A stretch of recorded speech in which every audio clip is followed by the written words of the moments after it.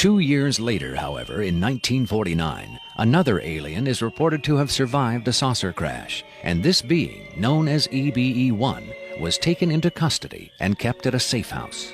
EBE-1 supposedly suffered from chronic health problems, which the doctors of the time were helpless to treat. According to a controversial, possibly fraudulent briefing document dating from the Jimmy Carter administration, EBE-1 was interviewed by means of pictographs, from which it was learned that he came from the Zeta Reticuli star system. Can we eliminate one or more of these categories from discussion? The laborious process of developing a set of symbols that could be used and understood by both human and alien amounted to the creation of a new language. If such an effort was made, it represents the greatest achievement in linguistics since the deciphering of the Rosetta Stone.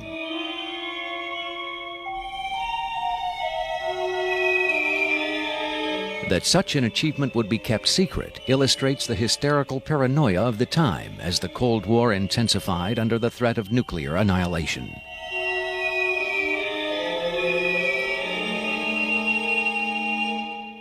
The so-called Carter-Aquarius briefing document states that EBE-1 died of unknown causes on June 18, 1952.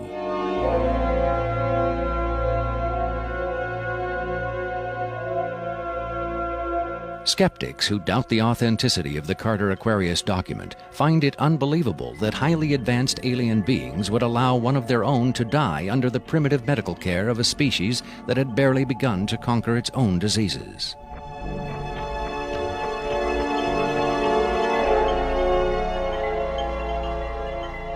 But as we will hear, there are those who claim that to the aliens, death is not a final end to be feared, but a mere transition. It was in the late 40s and early 50s that the U.S. government's policy toward UFOs was formulated. Publicly, there was Project Blue Book, which made a great show of gathering data on all the major UFO sightings, finally declaring them all to be hoaxes, mass hysteria, or swamp gas. But secretly, there may have been another policy at work. Over the years, several documents have come to light which seemingly confirm that a clandestine group, Operation Majestic 12 Group, aka MJ-12, was formed by special classified presidential order on September 24, 1947, for the express purpose of gathering information on UFOs and extraterrestrials, while at the same time keeping such information not only from unfriendly powers, but from the American public as well. If indeed Area 51 has become the nation's repository for alien technology and possibly alien visitors, then the extra-constitutional justifications for such secrecy were developed in the MJ-12 Group's planning sessions. James B. Forrestal, Secretary of Defense under President Harry Truman, is widely accused of being the mastermind behind the creation of MJ-12. Once created, Majestic may have expanded its mandate beyond what Forrestal had intended. Whatever secrets Forrestal may have known concerning flying saucers and alien visitors, that knowledge died with him when in 1949 he mysteriously plunged to his death from a window at Bethesda Naval Hospital. Though he was being treated for depression, many UFO researchers doubt that his death was a suicide and point to the sinister workings of the possibly mythical MJ-12, which in their hypothesis may have been protecting its secrecy from a man who had come to believe the people had a right to know. As late as 1989, according to Bob Lazar, the identification badges at Area 51 read MADGE for Majestic. In December 1994, a document purporting to be the Majestic 12 Group Special Operations Manual was leaked to a noted UFO researcher. It contains the following directive under the heading Isolation and Custody. EBEs will be detained by whatever means are necessary and removed to a secure location as soon as possible. There follows this disturbing amplification. Although it is preferable to maintain the physical well-being of any entity, the loss of EBE life is considered acceptable if conditions or delays to preserve that life in any way compromise the security of the operations. From the beginning of the UFO age, it seems, secrecy was always the government's prime directive. In 1988, another anonymous government source, codenamed Falcon, claimed that a second extraterrestrial biological entity, EBE-2, voluntarily became a guest of our government, allowing himself to be examined and interviewed. In this scenario, Area 51 became, for a time at least, a sort of extraterrestrial embassy, the setting for mankind's first attempt at diplomacy with beings from another world. Different sources disagree as to how communication was established.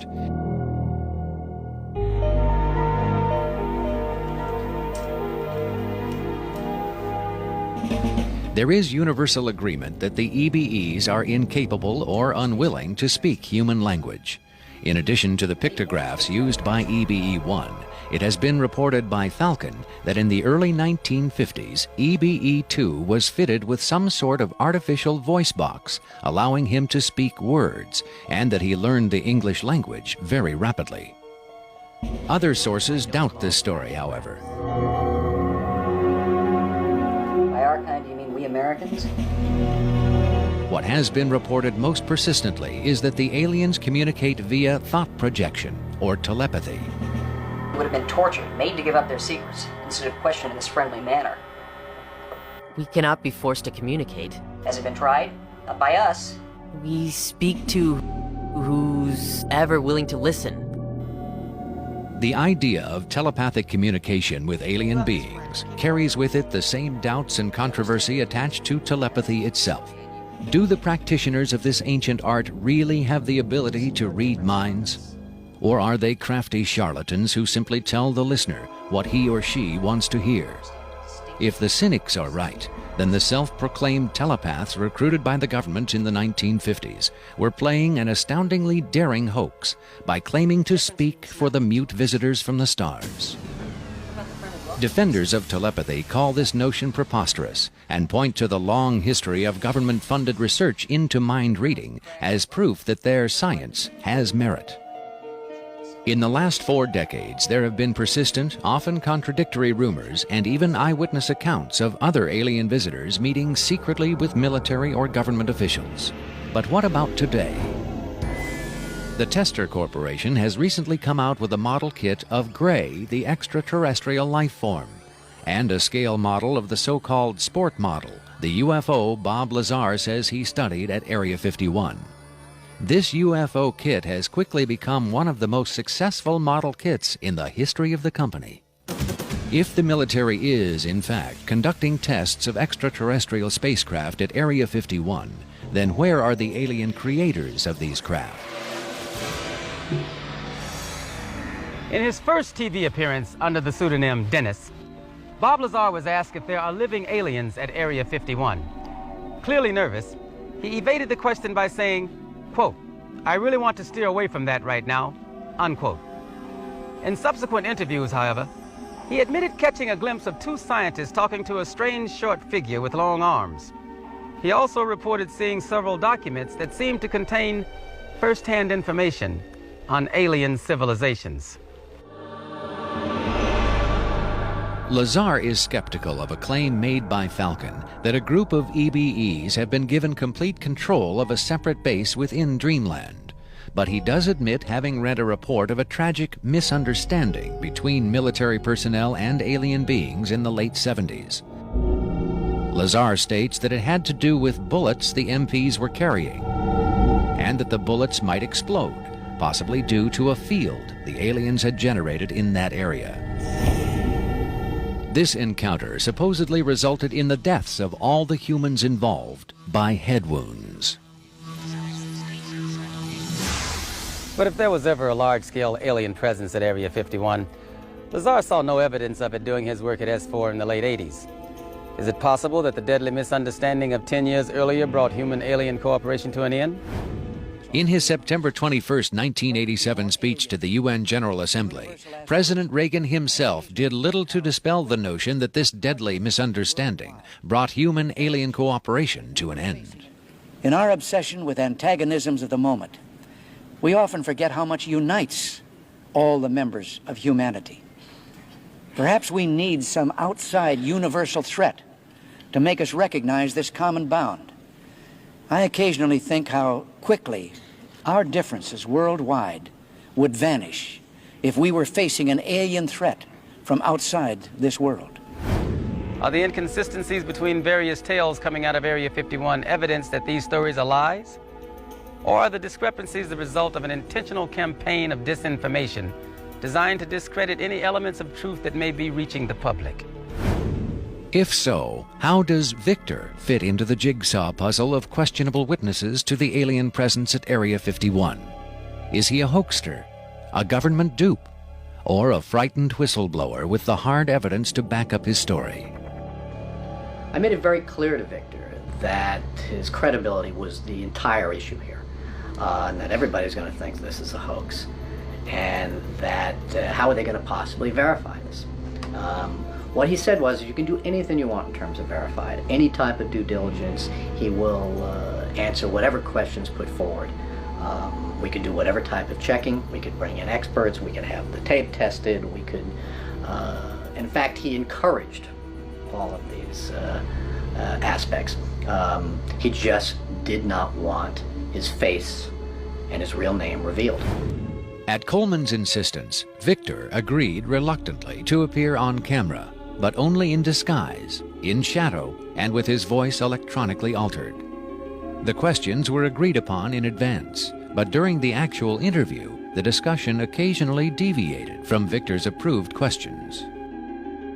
What is your occupation at Area 51? I won't answer that. I have had reason to be present at Area 51, but I'm not going to clarify whether or not I was there as an employee. Are you saying you were there as a visitor? I'm not going to specify why or in what capacity I was there, only that I was there. Can you tell us how many times you were there? When I agreed to this, my fundamental ground rule was that I would not be asked to divulge personal data that might help pinpoint my identity. If you continue to ask questions that are out of bounds, I won't hesitate to terminate this interview. Are you saying that the number of times you were present at Area 51 is enough to pinpoint your identity? Any specifics will narrow the field of suspects. Of course, I could lie. Let's say I've been there 47 times, or anyway more than once. Let's turn to the tape itself. The copy you've supplied is not the original tape. No. Was the original at Area 51 when you copied it? That's out of bounds. Is it fair to assume that the copying of tapes at Area 51 is heavily restricted? You can assume anything you like. I would say that's a fair assumption. That's obvious. I will say that this tape was copied under special circumstances. Otherwise, copying it would have been impossible. Can you be more specific? More specific? Okay, I'm sure they've figured this much out already. Recently, there was a wholesale transfer of video documentation from analog tape to digital disc storage. In a couple of instances, this allowed data to leak from a highest security system to a less high security system. Even so, this particular tape was the only... I think that's about all I'll say about that. Was there something about this particular clip that made it more accessible to be copied? Not necessarily, no.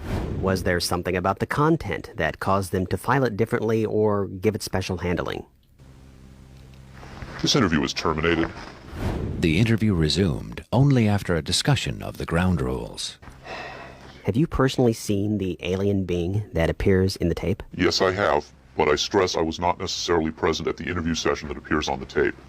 I'm not going to be specific. I may have encountered the being at another time. What can you tell us about the alien interview we're about to see? This one is rather recent, very late in the series. The interview process has been ongoing since the being arrived, which was in 1989. Approximately twice a month, they sit it down for a session that generally lasts from 3 to 5 hours. If they try to go longer than that, or if they schedule the sessions more frequently, the being becomes unresponsive. There's a fair amount of infighting among the scientists from different disciplines to get their questions asked. What has the alien revealed? Various minor technical details of the saucers. The physicists and engineers are frankly frustrated. They feel the being is withholding information. Possibly concepts are getting lost because all the information has to come through a telepath. But also it may be that the bulk of their scientific knowledge is just too advanced to be translated into our primitive conceptual framework. It's analogous to if a human scientist were to try to translate quantum mechanics into the grunts and screeches of a chimpanzee. That's not a very flattering comparison. Frankly, there's a high attrition rate for scientists in the program. You'd think they'd be energized by the challenge. But a lot of them take the ego deflation very hard when they find out Not only how much they don't know, but how much they aren't even capable of understanding. What else has the alien communicated? Oddly enough, the being seems to have a much easier time communicating spiritual concepts.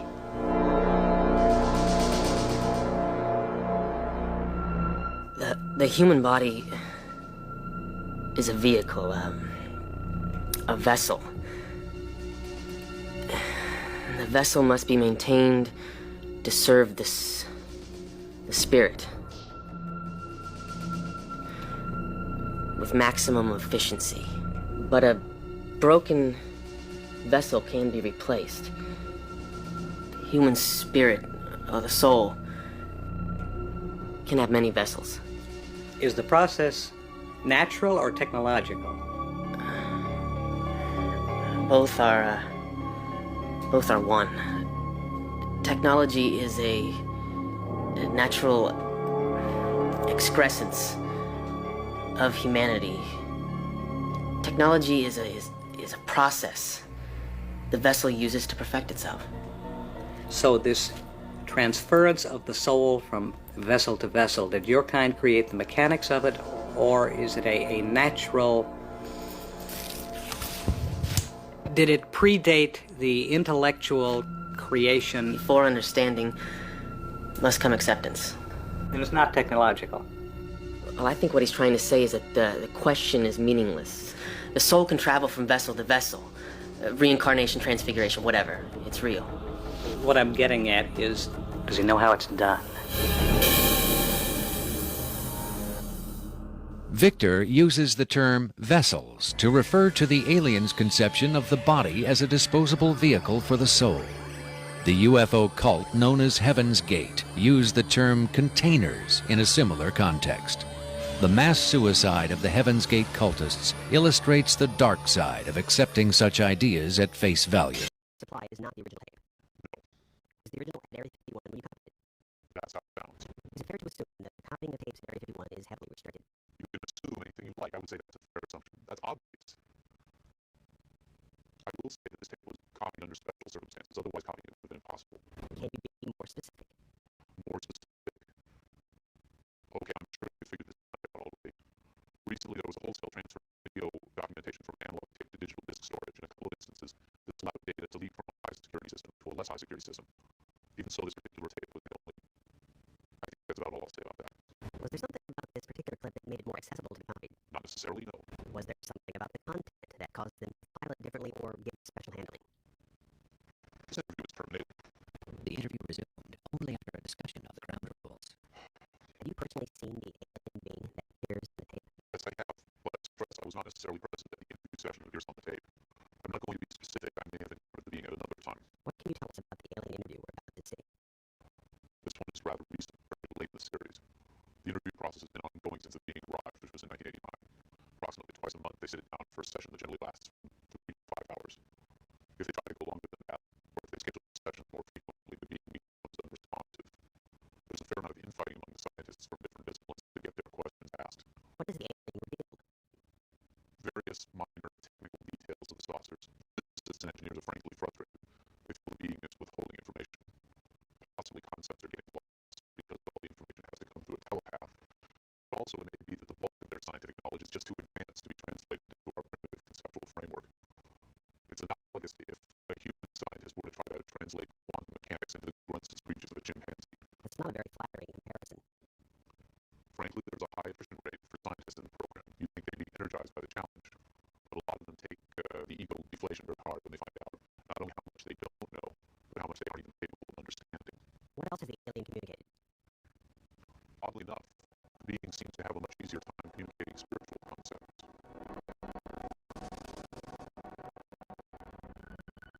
The human body is a vehicle, a vessel. The vessel must be maintained to serve the spirit with maximum efficiency. But a broken vessel can be replaced. The human spirit, or soul, can have many vessels. Is the process natural or technological? Both are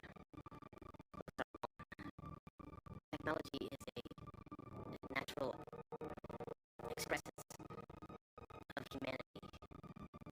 Technology is a process the vessel uses to perfect itself. So this transference of the soul from vessel to vessel, did your kind create the mechanics of it, or is it a natural? Did it predate the intellectual creation? For understanding, must come acceptance. It was not technological. Well, I think what he's trying to say is that the question is meaningless. The soul travels from vessel to vessel, reincarnation, transfiguration, whatever. It's real. What I'm getting at is, you know, how it's done. Victor uses the term vessels to refer to the alien's conception of the body as a disposable vehicle for the soul. The UFO cult known as Heaven's Gate used the term containers in a similar context. The mass suicide of the Heaven's Gate cultists illustrates the dark side of accepting such ideas at face value.